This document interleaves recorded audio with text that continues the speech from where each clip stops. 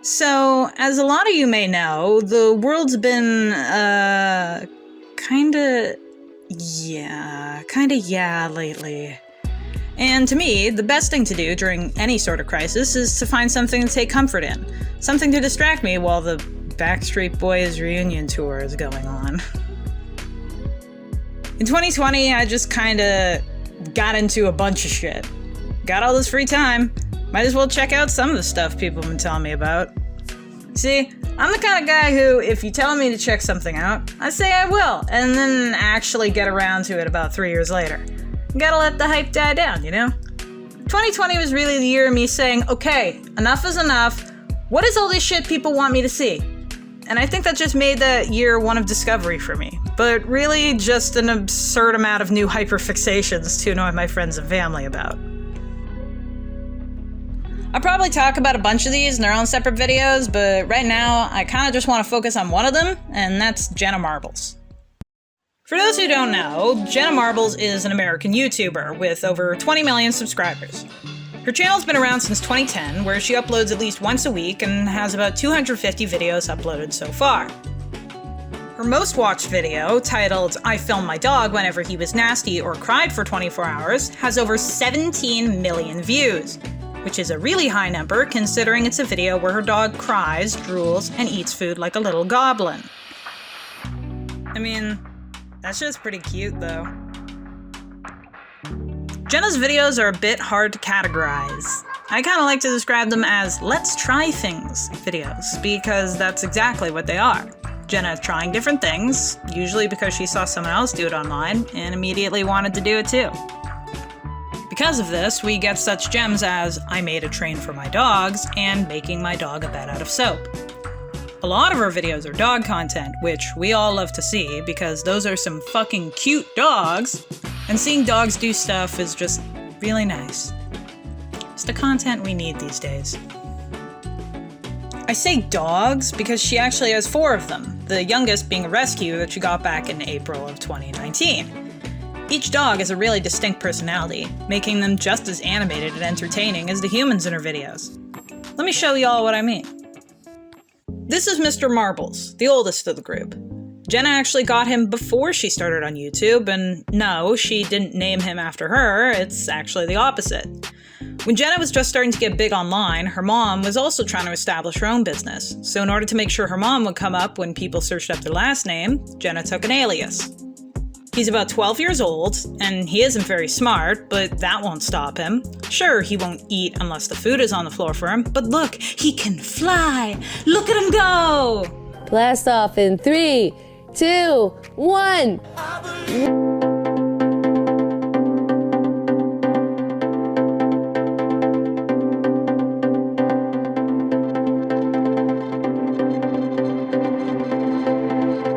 Is the chill one of the group. He never really starts shit, doesn't really talk much, but overall, a whimsical old guy. This is Peach, also known as Peixe, Miss Weech, and Papaya. She's a 6-year-old Italian greyhound who loves food so much she had to be put on a diet multiple times. I can't stress enough how food-driven this dog is. She participates in anything as long as Jenna gives her a treat, even if it means learning to swim in their backyard pool. Coming into the water. Good girl. So food-driven. She's generally the good kid compared to her brothers, but she can get nasty too every once in a while. Peach? Peach! Oh my god! Are you serious? Oh my god! I am telling you, Dad! I'm telling you, Dad! Next, we have the rescue greyhound, Bunny. Since Bunny came from a shelter, Jenna and Julian had to work hard to get her used to living with other dogs and with humans that loved her. Taking on a rescue is no small task. The trauma that rescue dogs go through before they find their forever home is immeasurable, so the rehabilitation process is a long and exhausting one. Since bringing her home, Bunny the Greyhound has improved dramatically, getting over her fears of climbing up the stairs and the noise of the TV with her owner's help. Now she cozies up in front of the TV every night to watch Seinfeld. She even got a framed picture of him for her birthday, which she keeps by her bed. Bunny might be the biggest, but she's actually very kind and gentle. Look how she eats fruit! How delicate. Yes.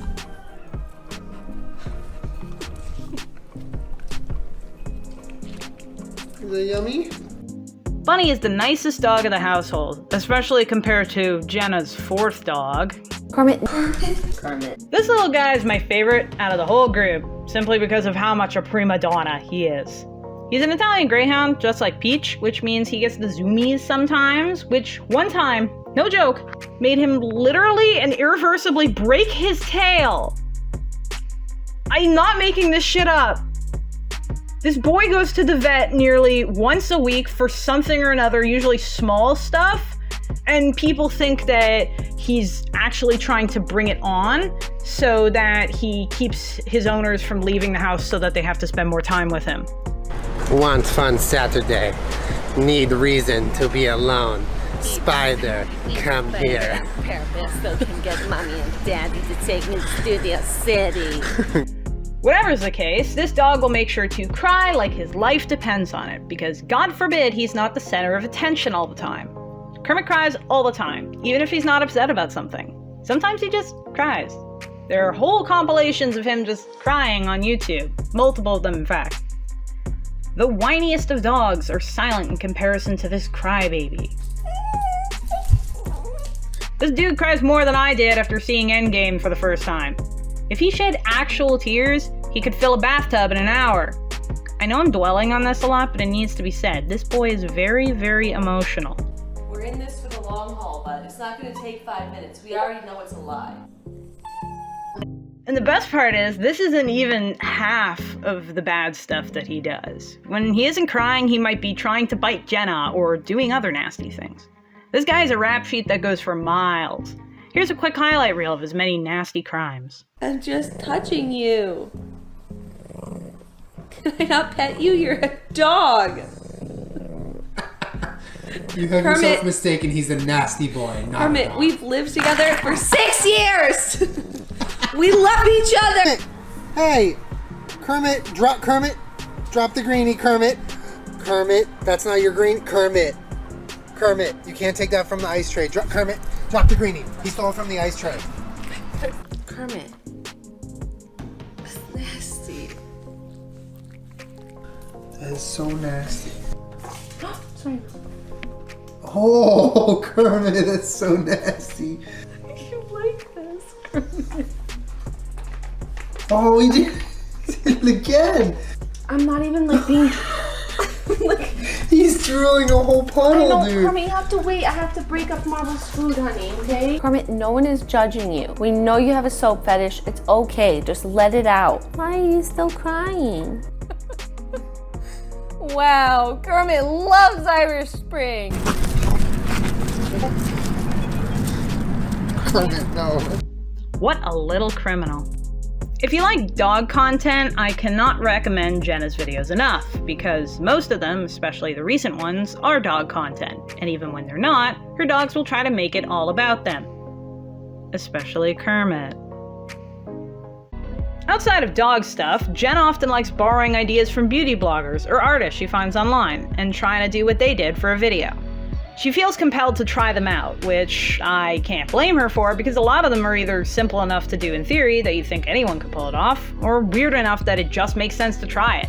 The first time I saw this was Dope2111, who actually did all those eyes and stuff. She invented that trend, the trippy double vision makeup. She recently transformed herself into her dog. She like wore a prosthetic and like the whole puffy like dog outfit and stuff. But then I saw on Instagram a makeup artist named Alexis Stone, who does like celebrities, like he makes himself into anybody and everybody. And he turned himself into my dog Kermit. And I was like, all right, if I wasn't sold when I watched someone else transform themselves into a dog, now I'm sold. I need to become Kermit. It's that frantic, I want to try that too energy that really makes her entertaining. Getting all excited to start something that she knows might not work out, but fuck it, it's gonna be funny regardless. Like, look at how she tackles making an awful chair made of jeans. There's many videos of people doing things like this on the internet where they see these terrible life hacks and or crafts and then they actually do one. But people were tweeting this jean chair at me nonstop because you know I will make it.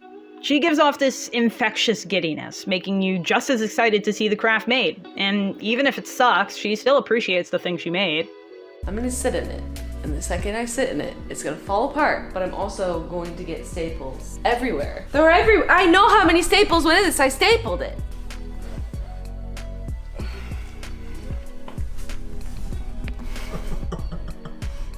What? I've never seen you in a physically relaxed position less relaxed than you are right now. You know why I'm so mad? Why? Because this is fucking comfortable. There's no bottom. Like, it's ripping and it's not sewn together. But like, if you sewed this, it's honestly kind of sick. Then the only flaw in this chair is that it was stapled, because if it was sewn, it'd be kind of fun. Why did they have to staple it? There's a lot of staples, so you guys be very careful, okay? What do you guys think? You like the chair? She might make jokes about how she thinks she isn't an artist, but we all know the truth. This woman can make stuff work, even when the instructions are stupid and the results are lackluster. It's pretty inspiring, seeing her try things, even though they might not be very easy or useful in the end. Actually, a lot of the things she tries aren't very useful. Like, a lot of them. The point of her videos isn't the result, though. It's the journey. The time spent making the thing, the little jokes she makes during the process, it's all part of the experience. Can you eat it?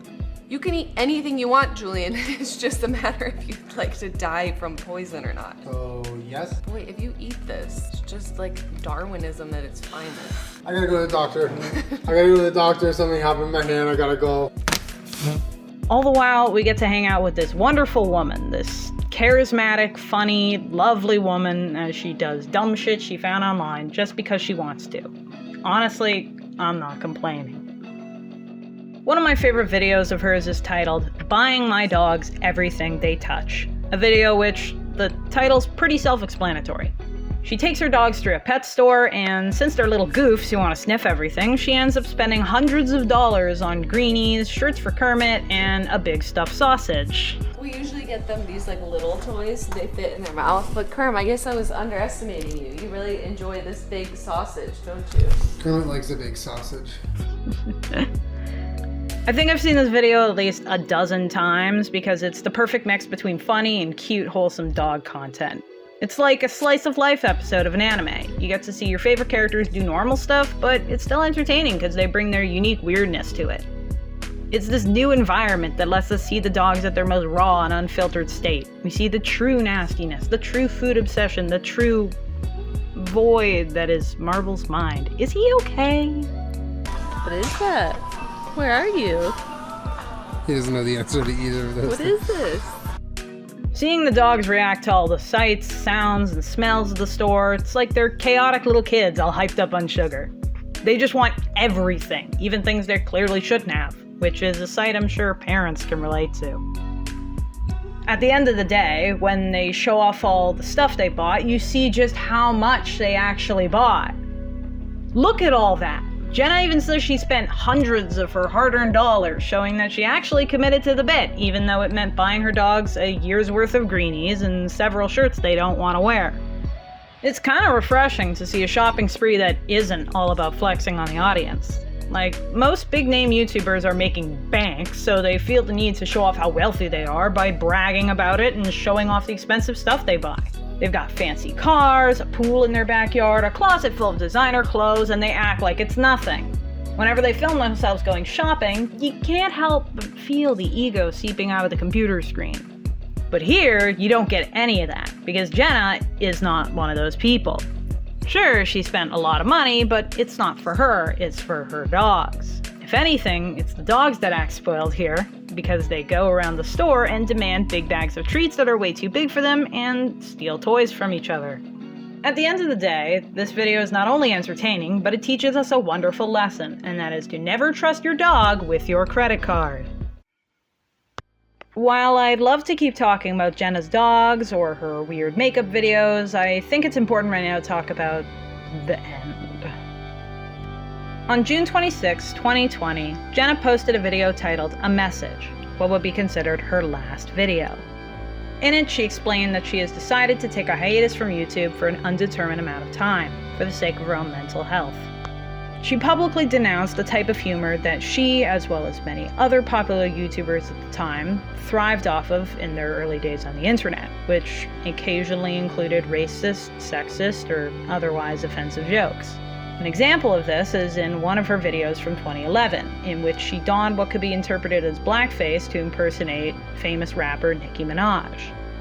Even though the video came out 10 years ago and most people have forgotten about it, Jenna did the right thing and took it down, as well as apologizing for the harm it might have caused.